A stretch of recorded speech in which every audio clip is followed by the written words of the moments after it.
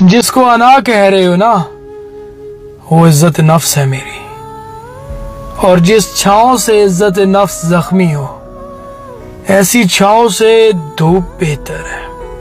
اچھا، بعض اوقات ہمارے اپنے دانت ہماری اپنی زبان کو کاٹ لیتے ہیں، جان بوجھ کر نہیں، غلطی سے۔ تو کیا ہم اپنے دانت نکال کر باہر پھینک دیتے ہیں؟ نہیں نا۔ بالکل اسی طرح کبھی کبھی ہمارے اپنوں سے غلطیاں ہو جاتی ہیں، پھر نہ جانے کیوں ہم ناراض ہو کر اپنوں سے دور ہو جاتے ہیں۔ ایک بے اولاد عورت جو پچھلے کوئی 4-5 سال سے اولاد کی نعمت سے محروم ہے، اس کو مذاق میں چھیڑا جاتا ہے، کب سنا رہی ہو پھر خوشخبری؟ اب سنا بھی دو خوشخبری۔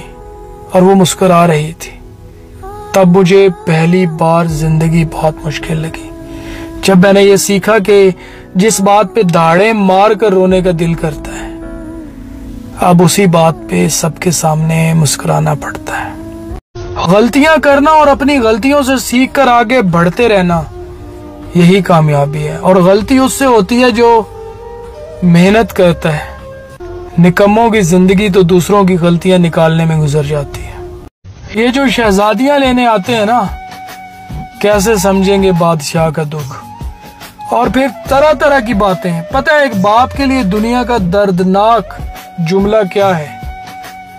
ہمیں آپ کی بیٹی پسند نہیں آئی۔ میری زندگی میں سب سے بڑی تبدیلی تب آئی جب میں نے خود کو یہ سمجھایا کہ جو تمہارا نہیں وہ تمہارے دانتوں کے بیچ سے بھی چھین لیا جائے گا، اور جو تمہارا ہے وہ 2 پہاڑوں کے درمیان سے بھی نکال کر تمہاری جھولی میں رکھ دیا جائے گا۔ اور یہ اس کی تقسیم ہے۔ میرے اللہ کو اپنے بندے بڑے پیارے ہیں۔ اچھا، کچھ لوگوں کے رشتہ دار ایسے ہوتے ہیں جو ان کی ناکامی اور پریشانی پر افسوس کرتے ہیں، لیکن ان کی کامیابی اور خوشیوں پر اور بھی زیادہ افسوس کرتے ہیں۔ ہم انسان ہیں، تعلق بناتے ہیں، نبھاتے ہیں، اور کبھی کبھی ایک وقت آتا ہے تعلق ختم کرنا پڑتا ہے۔ میں سمجھتا ہوں تعلق باقی رہے نہ رہے، احترام باقی رہنا ضروری ہے۔ ٹھیک ہے، لگاؤ تھا، محبت تھی، دوستی تھی، جو بھی تھا، محبتوں میں بدنام تھوڑی کیا جاتا ہے، عزت تھوڑی اچھالی جاتی ہے، ذلیل تھوڑی کیا جاتا ہے۔ میں سمجھتا ہوں جو جانا چاہے اسے مت روکے، اسے اپنی ڈھیر ساری دعاؤں کے ساتھ رخصت کیجئے۔ اگر آپ کی بے پناہ محبت اسے نہیں بدل سکی تو محبت اس کا مسئلہ نہیں ہے۔ جانا چاہتا ہے، راستہ دیجئے۔ کچھ لوگ محبت نہیں کرتے، محبتیں کرتے ہیں، بہتر سے بہترین کی تلاش میں رہتے ہیں، اور ہاں، جب آپ کو لگے کہ آپ کا منچاہا انسان آپ کے ہوتے ہوئے بھی تنہائیوں میں کسی اور سے وفائیں کرتا پھر رہے تو چپ چاپ اس کی زندگی سے نکل جائے، کیونکہ اس کی اوقات نہیں ہے کہ اسے محبت مل سکے۔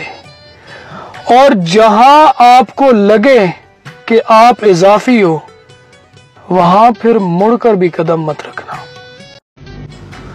کیوں کرنی ہے خودکشی؟ وہ مجبوریوں کا رونا رو کر، ڈرامہ رچا کر کسی اور کے ساتھ آن لائن رہتا ہے، اور تم خود کو برباد کرنے پہ تل جاتے ہو۔